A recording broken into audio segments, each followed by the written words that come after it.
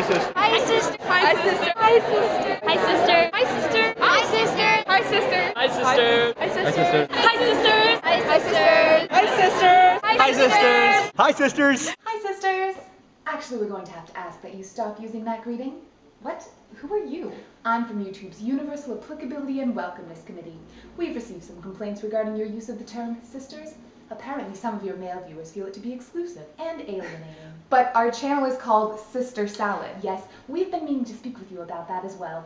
The channel name Sibling Salad is still available if you're interested in making the switch. No thank you. Well, don't say we haven't warned you. Goodbye. Bye. Did anyone else feel like that got a little creepy?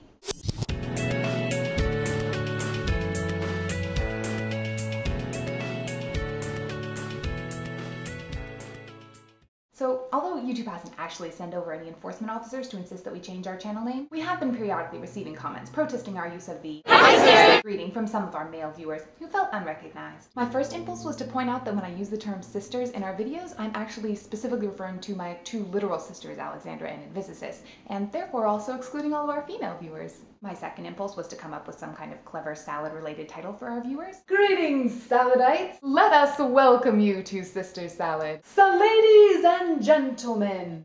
No. So then I thought, what if we all just decided that the term sisters could simultaneously refer to my actual literal sisters and all of our female viewers and all of our male viewers? I mean, the word sisters, like all words, is just a collection of syllables arbitrarily given meaning through social convention. So why not just agree that, though in some circles the word sister has specifically female connotations, in this particular context its reference is gender neutral. I have to admit I particularly like this idea because it gave me the excuse to spend the entire rest of this video discussing gender roles, which I now intend to do. So gender roles are something I've always found particularly anthropologically fascinating, by which I basically mean something that often causes me to leap off into opinionated ranting tirades, because they fall into the category of culturally constructed notions that frequently result in people feeling constrained to be something than they otherwise are. Now, some might argue that all culture constrains people to be something other than what they naturally are, and that indeed that is precisely the point of culture, and I would agree with those people. The things that bother me about gender roles in particular are: 1, they are incomprehensibly pervasive in our society; 2, they are often perceived as totally natural rather than recognized as being culturally constructed; and 3, they present particularly limited and thus constraining images of what people are supposedly supposed to be. I'm sure people are already flexing their fingers to disagree with me, so let me briefly develop each of these 3 points before stepping out of the way of the roiling discussion that I very much hope subsequently erupts down in the comments. Objection number 1. In our modern, liberated society, gender roles no longer play a significant role in social interactions. Though it's certainly true that serious strides have been made in terms of achieving gender equity in certain arenas, the notion of gender distinction still remains deeply ingrained in our culture. Before people are even born, the first question asked about them is invariably, is it a boy or a girl? We dress children in different colors, give them different toys, call them by different pet names, and otherwise differentiate them according to gender before they've learned to speak. It doesn't stop in childhood either. Take a walk down a deodorant aisle and see if you have any trouble drawing the line between the pastel, flower-bedecked scents for ladies and the bold-colored sticks with rough-and-tumble names for men. Objection number 2. Gender roles are unavoidable because they're based on natural biological differences between men and women.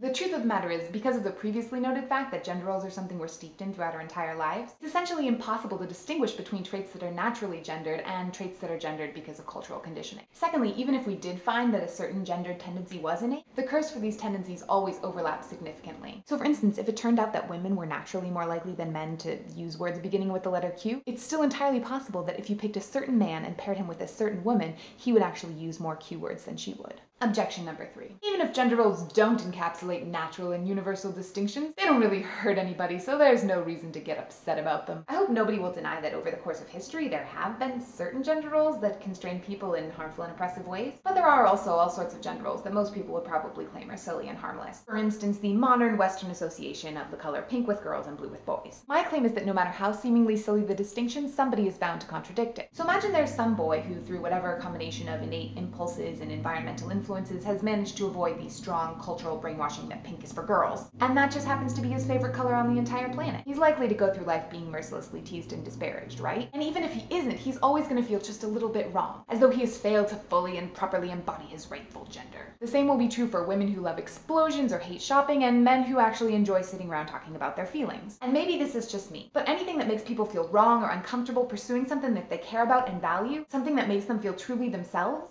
so long as it doesn't involve killing people or otherwise causing mayhem and destruction, is something I am interested in eradicating from our society. Alright, end of rant. Sisters, male sisters included, I look forward to your responses in the comments.